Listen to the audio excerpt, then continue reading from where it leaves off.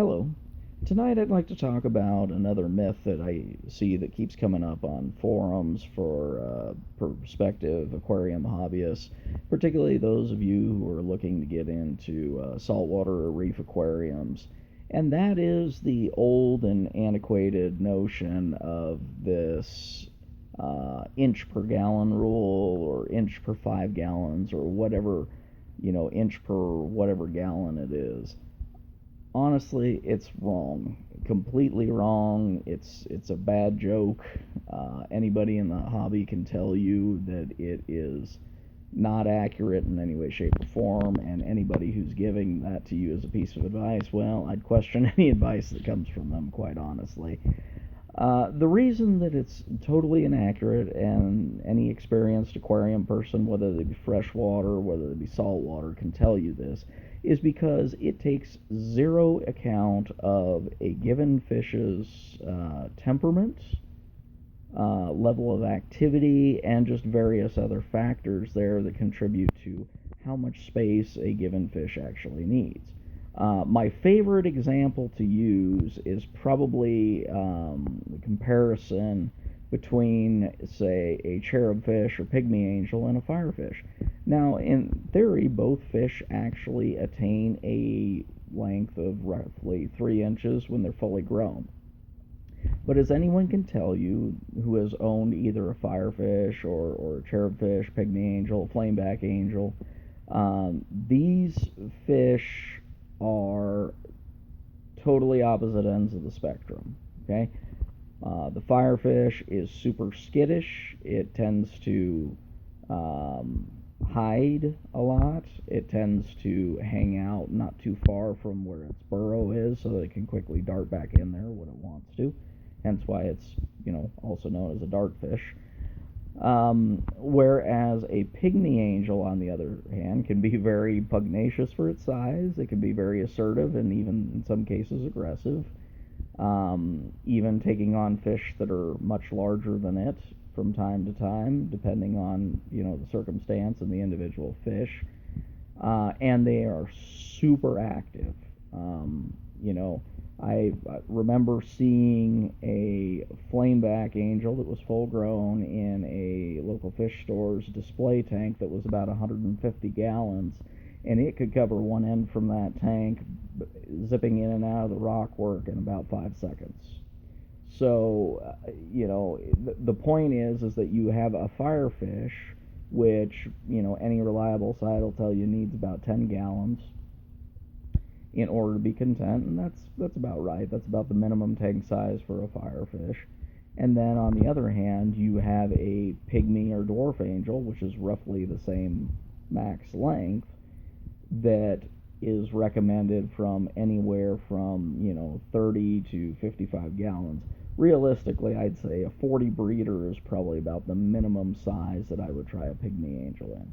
So, but once again, though, you're talking about a fish, once again, that gets two fish that totally get the same length, and one's going in a 10-gallon tank and one's going in a 40 to 55-gallon tank minimum because of its temperament and level of activity. You can also see these sorts of examples with things like wrasses that get 4 or 5 inches in length, but they're recommended for at least a 75-gallon tank because they are very active.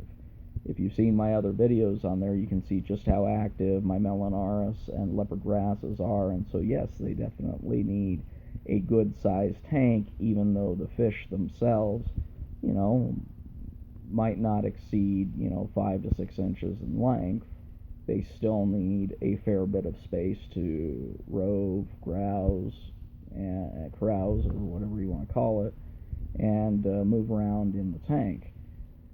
And as such, this is one of the reasons why I chose to do this video, is just because I'm just getting tired of seeing these people going, oh, well, you just figure an inch per gallon, or inch per 3 gallons, or inch per 5 gallons, and it's just, come on, people. It's one of those things where if you want to know, given tank sizes for fish, Live Aquaria is probably the best overall site I could steer you towards. I would say they're probably about 95% on their minimum tank size requirements for fish. As for total number of fish in a given tank, it really is, hit and miss. For a 10-gallon tank, I would recommend no more than two small fish, like a firefish and a small goby, max. In a tank in the 10 to 20 gallon range, three fish probably. If you're talking something like a 20 long, you could probably do four smaller fish, like something like a pair of clowns, maybe a Royal Grandma basslet, and a small goby or something like that in there. But anyways, those are kind of some ideas for smaller size tanks.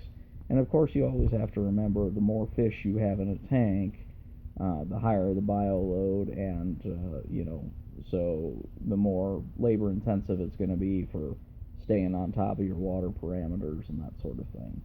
So it's just one of those things where, as I said, if you've got somebody who's telling you, oh, so many fish per gallon a tank or whatever, they're just spouting out just an old, just bad rule that really just needs to go away and not even be put out as any kind of legitimate advice anymore. So, anyways, once again, never go by inch per gallon. Never go by inch per 3-gallon or 5-gallon. It just go with the given recommended minimum tank size for the given fish.